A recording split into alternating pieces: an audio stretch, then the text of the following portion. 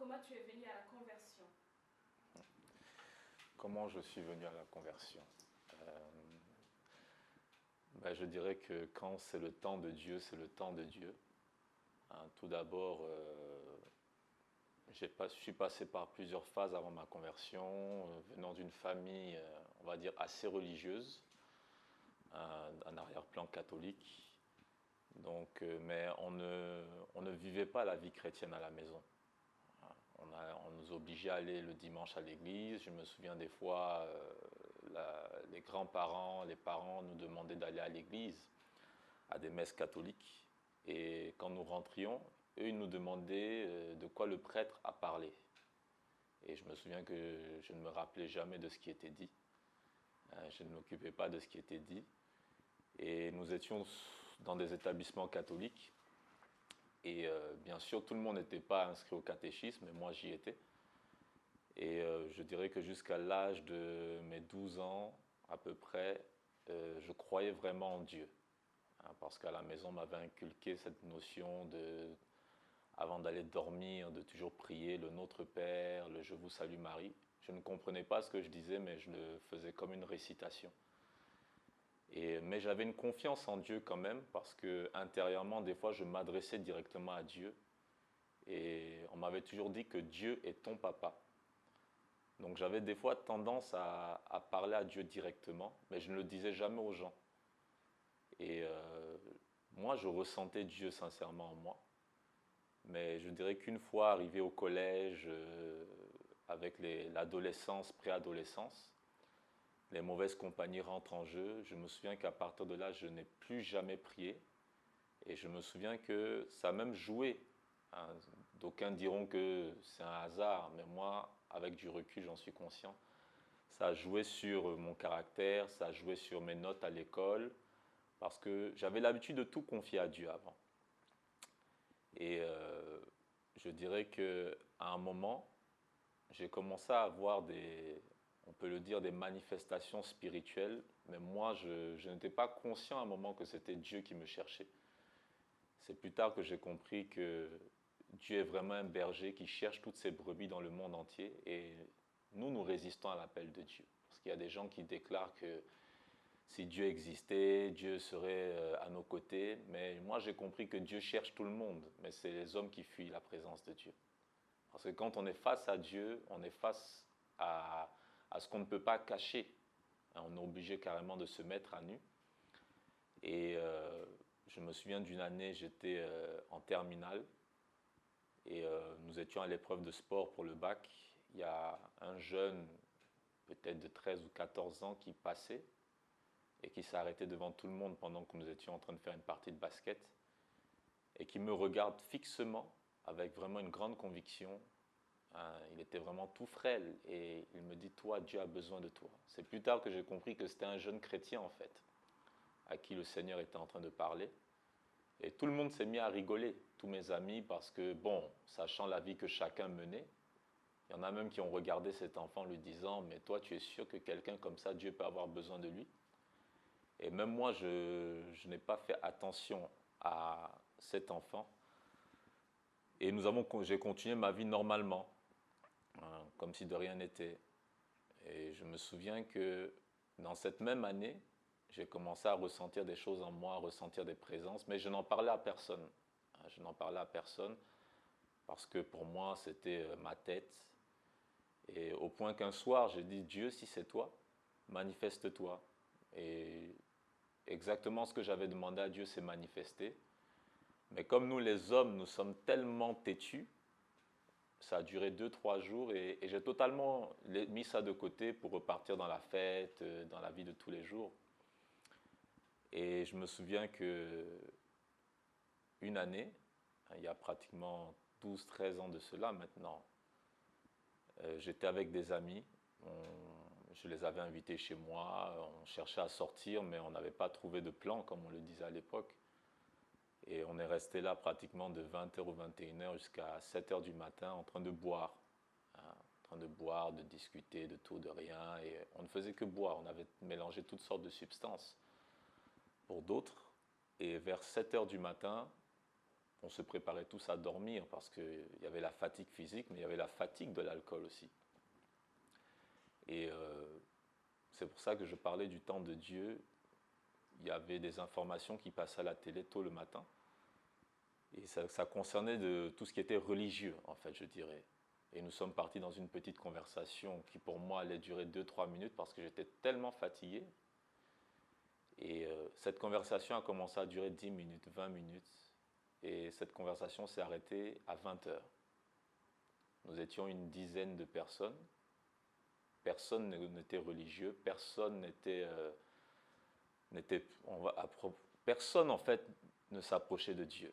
Il y avait des musulmans, il y avait des catholiques, il y avait d'autres qui se disaient totalement athées, mais je dirais qu'on était tous dans le même panier parce que personne ne cherchait Dieu. On n'avait pas une vie, personne n'allait à l'église catholique ou dans une assemblée chrétienne, peu importe la dénomination, personne n'allait dans une mosquée. Mais cette conversation s'est terminée à 20 heures parce que c'était l'Esprit de Dieu, je dirais, qui avait saisi tout le monde. Parce que tout le monde a refusé de dormir. Il y en avait un qui dormait, mais qui nous écoutait par derrière, je peux le dire, qui avait pris une amie à lui, c'était un ami à moi qui était venu des États-Unis. On lui avait présenté une amie ici. Il devait même repartir ce jour, mais il a refusé pour commettre ce qu'on appelle le péché de fornication. Mais il ne l'a pas fait ce jour-là. Il nous écoutait parler. Il nous a dit, la conversation est tellement intéressante, je veux y participer. C'est pour cela que je dis que Dieu nous avait saisis, mais nous n'en étions pas conscients, en fait. Et moi, à un moment, je dirais que vers les 10h, 11h du matin, d'une simple conversation, c'est devenu un débat.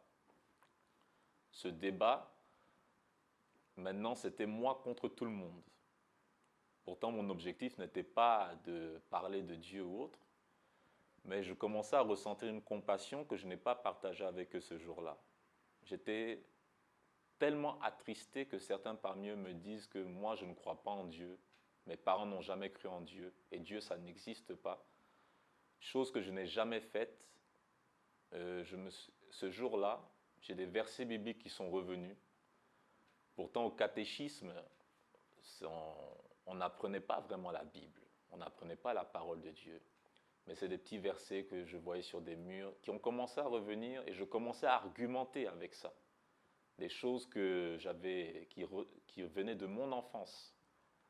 Au point qu'il y en a un moment qui m'a arrêté, qui m'a dit « Je ne sais pas si ce que tu dis est la vérité, mais tu as réponse à tout. » Et je n'ai pas fait attention. J'ai dit « Non, nous sommes simplement en train de parler. Moi, je veux dire que Dieu existe, c'est tout. » Et il y avait un peu de tension, mais quand nous avons fini à 20 heures, un de ceux qui disait que Dieu n'existe pas me regarde. Il dit « Tu sais, je ne vais pas te dire que Dieu existe, mais je ne pourrai plus jamais dire de ma vie que Dieu n'existe pas. » Et de là, nous nous sommes séparés et je dirais que vers les 17h, 18h jusqu'à la fin de cette conversation, je ne l'ai dit à personne, mais je ressentais vraiment une présence, comme un poids dans la maison. J'avais l'impression qu'il y avait une personne qui était à la fois au milieu de nous et au-dessus de nous, qu'elle était partout. Et j'avais même envie de pleurer, mais je ne comprenais pas ce qui m'arrivait. Et quand nous nous sommes séparés, là j'ai entendu une voix audible. Là nous étions dehors, j'ai laissé tous mes amis. Et cette voix m'a dit, tu vois que tu peux parler de moi. Je t'ai fait ce don depuis longtemps, mais tu refusais. Mais aujourd'hui, je vais te montrer comment j'aime les hommes. C'est ce que j'entendais parfaitement, comme un homme parle à un autre homme. Et en fait, tout mon être me disait, c'est le créateur de l'univers qui te parle. Fais attention parce que c'est Dieu. Et la voix commença à me dire, voici, je déverse mon amour. Et je n'ai pas pu me contrôler. J'ai commencé à pleurer en pleine rue, devant tout le monde. Mais j'avais l'impression d'être dans une bulle. J'ai senti des bras physiques me saisir. Et la voix a commencé à me parler. La voix a commencé à me dire que... Je dis la voix parce que sur le coup, je ne voulais pas mettre le nom de Dieu dessus. Et cette voix de Dieu me disait, suis-moi et je te donnerai tout. Je te donnerai plus que ce qu'il y a dans ce monde. Plus que des belles voitures, plus que des belles maisons, plus que de l'argent, plus que la réussite sociale. Et c'est difficile à décrire parce que c'est des choses qui doivent se vivre. Je le ressentais physiquement. Et je me souviens que je suis rentré chez moi Ce jour-là, ma mère m'a vu, elle a eu peur, elle ne comprenait pas ce qui se passait parce que je ne faisais que pleurer. Et j'étais allongé sur le sol. Je ressentais un poids sur moi. Et au point que j'ai dû dire à Dieu, Seigneur, arrête. Parce que j'avais l'impression que mon cœur allait sortir de la poitrine. Mais je ressentais tellement d'amour. Hein. Et cet amour que je ressentais, je me disais, mais jamais mon père m'a aimé comme ça, jamais ma mère m'a aimé comme ça. Je n'ai jamais ressenti une telle force. Et je me souviens que Dieu me disait, c'est juste une petite partie de mon amour. Parce que vous, les hommes, vous ne m'aimez pas, mais moi, je vous aime. Et de là, ça a duré pratiquement 2 heures, 1 heure et demie, 2 heures. J'étais allongé, je ne pouvais pas bouger, j'avais des frissons de partout, je n'arrêtais pas de pleurer. Et cette voix me parlait sans cesse. Et quand je me suis relevé, la voix ne me parlait plus de Dieu. Et ce qui s'est passé, c'est que j'ai jeté toutes les bouteilles d'alcool, toutes les bières qui étaient là, les cigarettes, les paquets de cigarettes qui étaient là. J'ai tout jeté. C'était devenu impulsif. Il fallait que je me débarrasse de tout ce qu'il y avait de mauvais chez moi. J'ai tout balancé. Et là, j'ai commencé à dire, je veux te connaître, toi qui es en train de me parler. Et j'avais l'impression d'être vraiment mauvais, d'être vraiment très impur. J'avais l'impression d'être sale. Et donc, j'ai commencé à prendre la Bible. J'ai commencé à prendre des livres chrétiens que ma mère, qui était déjà chrétienne, avait. Partout, j'ai commencé à m'intéresser. Et chose que je n'avais jamais fait quand j'étais même étudiant, j'ai commencé à lire 2 à 3 livres par jour. Je pouvais passer toute la nuit en train de lire un livre, hein, qu'il fasse 150 ou 200 pages. Je pouvais lire de 23 heures jusqu'à 5 heures du matin. Parce que j'avais un désir en moi, mais qui est ce Dieu qui me parle? Et ça a duré pratiquement 2 semaines. La même voix, je l'entendais tous les jours. Chaque jour qui passait, je l'entendais un peu moins, mais je l'entendais tous les jours. Et au point même qu'un jour, une fille est venue chez moi. Cette fille, je la convoitais depuis un moment. Et ce jour, elle était venue pour se donner à moi. Et la voix me dit, je n'aime pas ce que tu vas faire. J'avais tout préparé. La voix me dit, je n'aime pas ce que tu vas faire. Donc j'ai dit à cette fille, ce ne sera pas possible. Je ne lui ai pas dit que c'était Dieu qui me parlait, parce que je me suis dit, elle ne va jamais croire. Et dans cette période, je n'étais pas encore allé dans une église. J'avais déjà vu des rassemblements chrétiens. J'étais allé dans une croisade d'évangélisation un jour, mais je n'avais pas cru. Parce que dès qu'on était sorti ce jour-là, moi j'étais allé faire ce que j'avais à faire, je n'étais pas resté jusqu'à la fin. Pour moi, c'était des histoires, tout ça. C'était des combines entre des pasteurs et ils avaient des complices dans leur foule. Pour moi, c'était de l'hypnose, voire j'avais toutes sortes de raisonnements intellectuels. Parce que j'étais même passé par un moment, je me disais même que Dieu n'existe pas, voyant tout ce qui se passe dans le monde, etc. Et ce jour-là, à partir de là, moi, je ne pouvais plus nier l'existence de Dieu. Pour moi, Dieu était vraiment réel. Pour moi, je n'avais plus besoin de preuves, je n'avais plus besoin de discuter. Pour moi, Dieu existait. Et ma seule obsession, c'était devenu une obsession. Je veux connaître ce Dieu qui me parle. Je veux savoir qui il est, pourquoi est-ce que... J'avais tellement de questions et j'étais vraiment affamé. Alors, je me suis dit, c'est venu d'un sentiment que Dieu a mis en moi, il faut que j'aille dans une église. Il faut que j'aille dans une église, parce que je ne savais pas vraiment comment prier, je ne savais pas vraiment comment m'adresser à Dieu. Donc, je suis allé dans une église, et dans cette église, le pasteur, je connaissais déjà cette église, mais pour moi, ce n'était pas mon église, j'étais allé que 2 ou 3 fois. Et le pasteur, Dieu lui avait déjà parlé avant que je ne lui parle de ça. Donc quand j'ai commencé à vouloir lui parler, il m'a répondu par une question. Il m'a dit, veux-tu servir Dieu parce que Dieu veut que tu le serves?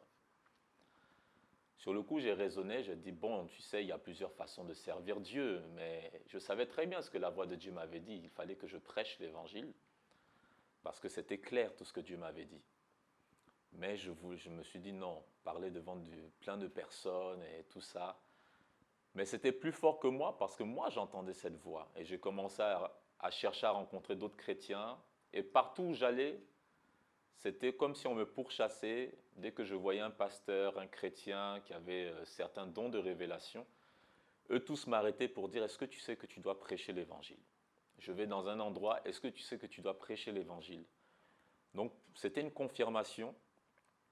Et je me suis donné à fond. Je me suis donné à fond, j'étais vraiment zélé dès le départ. Personnellement, moi, personne ne m'a suivi. Je n'ai pas connu ce qu'on appelle un encadrement spirituel. Et pourtant, l'église où j'étais était très bien. Mais personnellement, je n'ai jamais cherché à ce qu'un pasteur m'appelle. Je n'ai jamais cherché à ce que des chrétiens prient pour moi ou forcément soient avec moi. Moi, j'étais simplement content d'aller dans des réunions de prière. Et pour moi, c'était évident que le Seigneur était le berger de tous. Je ne connaissais pas bien la parole de Dieu. Mais je me souviens que quand Dieu m'a parlé, le même jour, je ne savais même pas, par exemple, que ce verset existait dans la Bible. Dieu m'a dit, tu as reçu gratuitement, tu donneras gratuitement. Et ça m'influence jusqu'à présent parce que, vous savez, quand vous n'avez jamais lu un verset et que Dieu vous le donne directement, vous découvrez ce verset plus tard, vous comprenez que Dieu ne parle pas pour rien. Donc Dieu me disait, je refuse que tu serves pour l'argent. Moi-même, je te donnerai tes récompenses. Et j'ai commencé, je dirais que ma conversion a coïncidé avec ma formation pastorale automatiquement.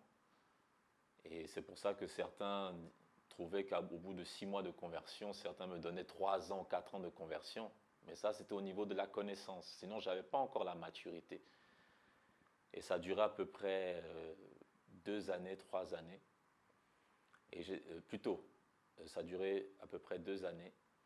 Et j'étais vraiment zélé. J'étais le genre de chrétien qui pouvait arriver, le culte commence à 19h le soir, moi j'étais là à 16h30. Personne ne me le disait, j'arrivais, je balayais la salle, je plaçais les chaises, je branchais les instruments. Et je ne disais à personne que c'est moi qui avais fait ça, il n'y avait que le pasteur qui le savait. Et j'étais heureux de le faire. J'étais heureux, j'avais une joie même de le faire. Un jour je me souviens que j'avais appelé le pasteur, donne-moi quelque chose à faire, même s'il faut nettoyer les toilettes, je le ferai. Parce que je trouvais que c'était une telle grâce que Dieu m'ait parlé comme cela. Surtout, je me souviens d'un pasteur un jour qui m'a dit, tu sais qu'il y a des pasteurs qui ont jeûné 40 jours pour entendre la voix que tu as entendue, ils ne l'ont jamais entendue. Mais toi, Dieu te fait cette grâce de l'entendre. Et vraiment, j'ai pris conscience au fur et à mesure que c'était une grâce, en fait, que ce n'est pas parce que j'étais mieux, parce que ce sentiment, à un moment, commençait à venir en moi. Non, c'est peut-être parce que j'ai un appel spécial, que je suis mieux. Mais heureusement que j'ai eu les bons enseignements et les bonnes personnes qui m'ont suivi. Et ça a duré comme ça. Je dirais que c'est comme ça en fait que je suis arrivé à la conversion. Mais à un moment, j'ai lâché la main de Dieu. Et là, ce témoignage, je le donne pour les chrétiens, pour les futurs chrétiens, vous qui allez être touchés par ce témoignage, afin de faire attention à l'ennemi de nos âmes que la Bible appelle le diable. Et je le donne aussi pour les chrétiens qui sont tentés. Parce que là, je dirais que je vais vivre ce que la Bible appelle la nouvelle naissance. Moi, je vais la vivre une seconde fois. À un moment, j'ai lâché la main de Dieu, mais je ne me disais pas que j'allais lâcher la main de Dieu. J'ai regardé aux problèmes de l'assemblée, j'ai regardé au comportement des frères et sœurs qui étaient charnels, j'ai regardé à ce qu'ils se disaient à gauche, à droite. Et moi-même, j'avais négligé certaines choses spirituelles, parce que vous savez, Dieu ne fera pas tout pour nous. J'avais négligé certaines délivrances, je dirais spirituellement. Je n'avais pas traité mon caractère auprès de Dieu. Je faisais des choses pour Dieu. Et l'ennemi va me rattraper. Donc, vous savez, quand on se convertit, moi, tous mes amis m'ont traité de fou. J'avais plein d'amis aussi. On était tout le temps ensemble. Et du jour au lendemain, ma vie, c'était maison, église, église, maison. C'est vrai que je ne maîtrisais pas ce zèle parce que plus tard, Dieu va me donner de la sagesse, parce que j'étais un peu trop spirituel à un moment. Et ce qui va se passer, c'est que la nostalgie du monde va me rattraper, la nostalgie des anciennes choses. Mes amis vont me reparler et à cause des problèmes d'église, je vais décider de reculer. Mais moi, je me disais que je recule de mon appel, mais je ne me disais pas que j'allais reculer de la main de Dieu. C'est pour vous dire que vous ne pouvez pas dissocier les deux. Hein. Votre appel, tout est mélangé. Hein. Tout marche ensemble. Et quand vous ne faites pas ce que vous êtes appelé à faire, la force que Dieu vous a donnée vous lâche aussi. Et au début, tout se passait bien, je priais, mais en reculant, il va se passer ce que la Bible déclare, le chien est retourné à ce qu'il avait vomi. Et la truie l'avait retourné dans son bourbier. Et sa dernière condition est devenue pire que la première. Je suis reparti dans tout ce que j'avais lâché, l'alcool, la cigarette, la fornication. Mais ce qui était bizarre, c'est que je suis reparti en étant plus pécheur que mon ancienne vie. Parce que vous savez, ce qui se vit avec Dieu est spirituel. Quand vous retournez dans vos anciens péchés, la Bible déclare que votre ancienne condition, votre condition présente devient pire que l'ancienne condition. Même le Seigneur Jésus l'a dit, quand vous chassez un démon de la vie d'une personne, si cette personne n'est pas vigilante et qu'elle retourne dans les ténèbres, ces mêmes esprits vont prendre cet esprit plus méchant. Ce n'est même pas plus mauvais, mais plus puissant, mais même plus méchant. Donc le diable m'a humilié devant mes amis en fait. Mais le péché étant un plaisir, j'étais aveuglé un moment. Au point qu'un de mes amis un jour m'a dit, le diable est fort, parce que toi qui parlais de Jésus, tu es avec nous aujourd'hui. Mais je rends grâce à Dieu parce que malgré ça, j'ai vu des chrétiens qui ont rétrogradé, mais qui ont rétrogradé pendant 10 ans, 20 ans, 1 an, 2 ans, 3 ans, 5 ans, et même certains ne sont jamais revenus. Moi, ça a été assez court, c'était une période d'environ 8 à 9 mois, donc ce n'était pas si long que ça, mais avec tout ce que j'ai fait de pire qu'avant, pour moi c'était trop long, ça a été même trop long. Et Dieu m'a fait grâce, un jour je marchais et j'entends la même voix qui ne me parlait plus. La même voix de Dieu me dit, dans 2 semaines je reprends les choses sérieuses avec toi. Et je me suis dit, ça c'est ma tête. Avec tout ce que je fais de mauvais, le même Dieu qui est saint ne peut pas me reparler. Et je me souviens que quelque temps avant que cette voix ne me reparle, j'ai fait un rêve. Dans ce rêve, j'entendais des voix, des gens qui se moquaient, qui riaient, qui festoyaient, et d'autres voix qui pleuraient, qui étaient attristées. Et toutes ces voix étaient sur une montagne, et moi j'étais en bas de la montagne. Une manière pour Dieu de me dire, tu es vraiment tombé bien bas. Et à un moment, je lève la tête vers le haut, je vois que tous ces cris, certains étaient heureux et d'autres très malheureux. Je regarde pour voir pourquoi il y a toutes ces voix. Et je vois 3 croix sur le haut de cette montagne. Et je comprends qu'en fait, c'est Jésus-Christ qui est sur cette croix. Et le Seigneur me montre un peu, une petite partie de ce qui a pu se passer ce fameux jour où Dieu a envoyé Jésus pour nous sauver et mourir à notre place. C'est que certains étaient heureux, d'autres étaient heureux, mais d'autres étaient très malheureux, mais ne pouvaient rien faire. Et à un moment, c'est comme s'il y a eu un zoom, comme le zoom que vous pouvez voir sur un appareil photo, à une vitesse instantanée. C'est comme si l'œil gauche du Seigneur sur cette croix était devenu immense sur moi. Et c'était une flamme bleue, comme la flamme que vous pouvez voir sur le gaz. Mais toute cette flamme était bleue, pour me dire que c'était intense. Et j'ai eu l'impression que tout était sondé en moi, que je ne pouvais rien cacher. Et Dieu me disait, je vois tout ce que tu fais, je sais tout ce que tu fais de mauvais. Et j'entends la voix qui me dit, Steve, que fais-tu? Que fais-tu? Reviens, je te cherche. Ce jour-là, je me suis réveillé en pleine nuit. Et j'étais conscient que je dormais. Et comme dans un film, je cherchais à me réveiller, mais c'est comme si une main avait bloqué mes yeux et m'avait bloqué. Et quand ce rêve s'est terminé, je me suis réveillé. J'ai dit, c'est le Seigneur.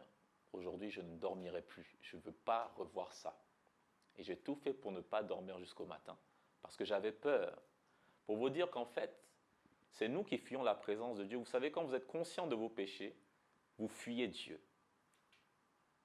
Dieu ne vous fuira jamais. Dieu vous cherchera toujours. Juste tant que vous vivrez. Tant que vous n'êtes pas mort, Dieu vous cherchera toujours. Mais c'est à vous de vous poser la question, est-ce que je suis prêt? Est-ce que je suis prêt à arrêter de fuir Dieu? Parce que pour moi, j'avais l'impression que Dieu allait me condamner. Or, ce n'était pas ça. Dieu me cherchait simplement pour me purifier de nouveau. Et comme la voix de Dieu me l'avait dit, 2 semaines après, Dieu va créer une situation à l'époque assez catastrophique pour moi. Vous savez, quand Dieu veut vous rechercher, il peut même créer des malheurs dans vos vies. Donc Dieu va faire en sorte que les personnes en qui j'avais mis ma confiance vont se détourner de moi. Dieu va me montrer leur véritable visage. Et Dieu va me montrer que ces gens, c'est le diable qui les a envoyés vers toi. Mais moi, je reviens te chercher. Et ils ont créé une situation vraiment pénible pour moi. J'étais tellement déçu que j'ai même voulu me suicider ce jour-là. J'ai voulu me jeter sur un train et j'étais fâché, en colère. J'ai même crié sur le Seigneur, j'ai dit tout ce qui m'arrive là, c'est ta faute. Et parce que j'avais bien retenu que tu m'as dit 2 semaines, mais je ne m'attendais pas à ce que Dieu crée un problème. Et au moment où je voulais me jeter, le Seigneur me dit, souviens-toi de ton ministère. En fait, ça ne m'a rien dit, mais ça m'a distrait le temps que le train se gare. Et je suis rentré chez moi. Ce jour-là, mon frère était à la maison. Et mon frère, qui a sorti une Bible, il faisait le ménage. Cette Bible-là, je l'avais perdue. Et comme par hasard, mais avec Dieu, il n'y a pas de hasard, la Bible est devant moi. J'ouvre la Bible, je ne pensais pas à un passage, je l'ai simplement ouvert. Je tombe sur un verset que pas mal de chrétiens connaissent, qui se trouve dans Jérémie le chapitre 1 au verset 5. Et je lis, avant que tu ne sois dans le ventre de ta mère, je te connaissais. Et avant que tu ne sois sorti de son sein, je t'avais consacré prophète pour les nations. Et j'ai dit, bon, tout ça, c'est un peu bizarre. Et je me souviens, et ça m'a rappelé qu'avant que je ne lâche la main du Seigneur, un jour ma Bible était tombée, parce que Dieu connaissait mes intentions, et je ramasse cette même Bible, je tombe sur un passage du prophète Jérémie, toujours, où il est écrit, ce n'est plus à toi d'aller vers eux, mais c'est à eux maintenant de venir à toi. Si tu sépares ce qui est vil et si tu sépares ce qui est impur de ce qui est bien, ta bouche sera comme ma bouche. Pour vous dire quoi que, même avant que vous ne posiez une action, Dieu connaît déjà les pensées de votre cœur.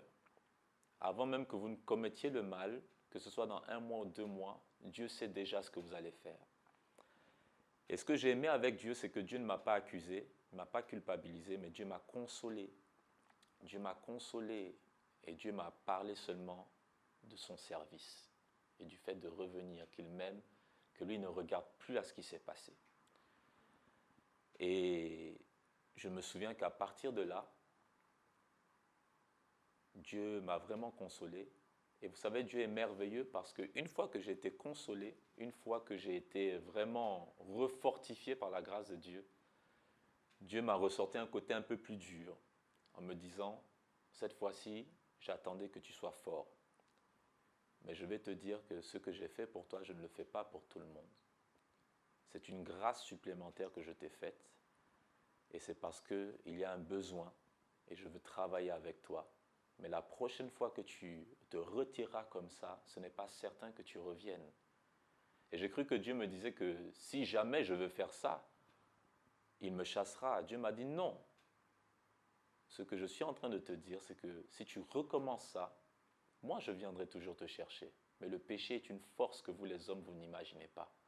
Quand le péché entre dans la vie d'une personne, c'est cette personne qui peut me renier. Parce que le diable peut faire en sorte de te faire croire que tu ne seras pas assez digne de revenir. Et au stade où tu es arrivé, c'est trop tard.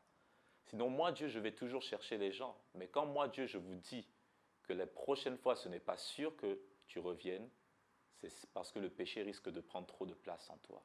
Donc, méfie-toi, sois vigilant. Et Dieu m'a rappelé l'histoire de 2 apôtres dans la Bible, l'apôtre Pierre et l'apôtre Judas. Judas a renié Jésus, il allait se suicider. Ce n'est pas Dieu qui a suicidé Judas, mais Judas a fait un choix. Judas s'est senti tellement sali par le péché qu'il n'a pas été assez fort pour croire en une nouvelle grâce de Dieu sur sa vie. Et Pierre a renié Judas. En réalité, c'est le même péché. Et plutôt, Pierre a renié Jésus. Mais Pierre a cru en la grâce de Dieu une nouvelle fois. Et de là, je suis revenu. Et j'ai décidé de ne plus jamais lâcher la main de Dieu. Et j'ai pris cette expérience comme le dit la parole de Dieu. Dieu fait concourir toutes choses à notre bien pour ceux qui l'aiment. Mais ça ne veut pas dire que Dieu voulait que je passe par là, mais Dieu m'a enseigné par là. De sorte qu'aujourd'hui, je comprends quand une personne rétrograde et j'ai des meilleurs mots. Parce qu'avant, j'étais un peu plus droit. Donc, je me laisse inspirer par Dieu maintenant pour parler à des chrétiens rétrogrades.